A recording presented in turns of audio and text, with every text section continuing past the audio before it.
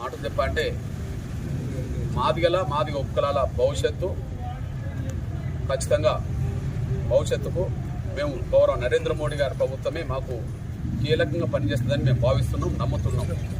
ఆయన మీదనే మా నమ్మకం. అందువల్ల ఆయనకు మా శక్తి మేరకు అండగా ఉండడం, మూడోసారి ప్రధానమంత్రిగా చూసే విధంగా మా శక్తి మేరకు మేము ప్రచారం చేయడం, ఓటేయించడం అనేది మా ధర్మంగానే మేము భావిస్తాం. మా కర్తవ్యాన్ని ఆ దిశగా అహర్నిశలు శ్రమిస్తాం. ఎన్నికలయ్యేంత వరకు, ఓటింగ్ జరిగేంత వరకు అహర్నిశలు శ్రమిస్తాం. అదే సమయంలో ఎస్సీ వర్గీకరణ విషయంలో గతంలో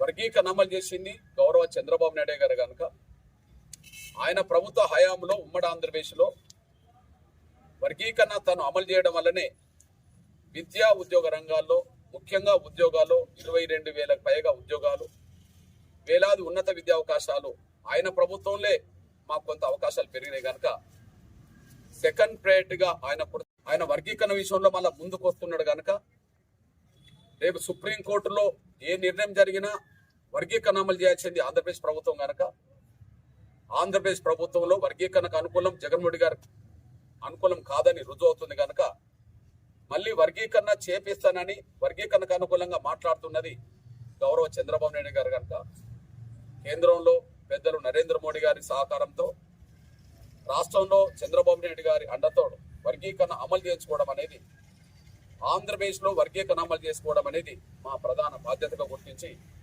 ఖచ్చితంగా సెకండ్ ప్రయారిటీగా చంద్రబాబు నాయుడు గారికే మా కృతజ్ఞత చాటుతాం. ఎందుకంటే ఆయన ప్రభుత్వ హయాంలో మా జాతి బిడ్డలు కొంత మేలు జరిగిందనే విషయం మాకు తెలుసు కనుక గత 5 ఏళ్లలో 1-2 పొరపాట్లు జరిగినా మళ్ళీ సర్దిద్దుకుంటాడనే విషయం, సర్దిద్దుకోవడానికి ఆయన ప్రయత్నం చేస్తున్న విషయం మాకు రుజువు అవుతుంది కనుక ఆయనకు అండగా నిలబడటం. ఒక మాట చెప్పాలంటే టీడీపీ, బీజేపీ, జనసేన కూటమికి మా సహకారాన్ని అందించడం అనేది మా బాధ్యతగానే గుర్తిస్తాం. అదే సమయంలో మేము అతి త్వరలో టీడీపీ పెద్దలతోటి, బీజేపీ పెద్దలతోటి, అదే సమయంలో జనసేన పెద్దలతోటి కూడా మేము కొన్ని విషయాలను చర్చించి ప్రతిపాదనలు కూడా పెడతాం. ముందుగా ఆ ప్రతిపాదనలో ఎస్సీ రిజర్వేషన్ల వర్గీకరణ అంశం ఎలాగ ఉంటుంది, ప్రత్యేకంగా మాదిగల సంక్షేమం సంబంధించిన అంశం ఎలాగ ఉంటుంది, మాదిగల రాజకీయ ప్రాతినిధ్యం సంబంధించిన విషయం కూడా ఎలాగ ఉంటుంది మా చర్చల్లో. కానీ రెండో అంశం తను పలాన్ రద్దు చేసిందని చెప్పి జనసేన, బీజేపీ వాళ్ళు కూడా విమర్శలు పెడుతూ వచ్చారు. ఇప్పుడు మేము మా ప్రధాన చర్చల్లో, రేపు పెట్టబోయే ప్రధాన చర్చల్లో జగన్మోహన్ గారి ప్రభుత్వం ఇప్పటి వరకు పేదలకు అమలుగా చేస్తున్న ఏ పథకాలు అవుతున్నాయో ఆ పథకాలు కొనసాగిస్తూనే జగన్మోహన్ గారి ప్రభుత్వం దళిత వర్గాల పథకాలు ఏవైతే రద్దు చేసిందో వాటిని మీరు పునరుద్ధరించాలని చెప్పి మేము కోరుతాం. ఏ పథకాలైతే దళిత ప్రయోజనాలకు ఉండబడే గత ప్రభుత్వాలు నిర్వహించిన ఏ పథకాలైతే జగన్మోహన్ గారి ప్రభుత్వం రద్దు చేసిందని వీళ్ళు మాట్లాడారో, ఏవి రద్దు అయినాయో రేపు టీడీపీ, బీజేపీ, జనసేన కూటమి అధికారంకి వస్తే వాటిని పునరుద్ధరించాలనేది డిమాండ్తో మేము మొత్తం చర్చ జరుపుతాం.